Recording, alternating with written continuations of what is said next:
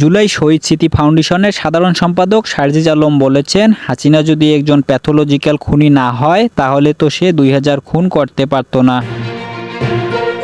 কোনো একটা জীবনের প্রতি যদি তার মায়া থাকতো তাহলে সে এত জীবন ঝরাতে পারত না। শনিবার 7 ডিসেম্বর চট্টগ্রাম নগরীর পিটিআই অডিটোরিয়ামে জুলাই শহীদ স্মৃতি ফাউন্ডেশনের পক্ষ থেকে চট্টগ্রাম বিভাগের জুলাই বিপ্লব নিহতদের পরিবারকে আর্থিক সহায়তা প্রদান অনুষ্ঠানে এসব কথা বলেন তিনি। শেখ খুনি হাসিনাকে ফাঁসির দড়িতে ঝুলানোর পাশাপাশি হাসিনার নাম যারা নিচ্ছে তাদের খুঁজে বের করা হবে বলেও হুঁশিয়ারি দেন সার্জিস। তিনি বলেন, খুনিরা নতুন করে ফিরে আসছে, নতুন করে গল্প লিখছে। যারা তাদের পুনর্বাসন করতে চায় তাদের বিরুদ্ধে দ্বিতীয়বার রাজপথে নামতে এবং জীবন দিতে প্রস্তুত আছি।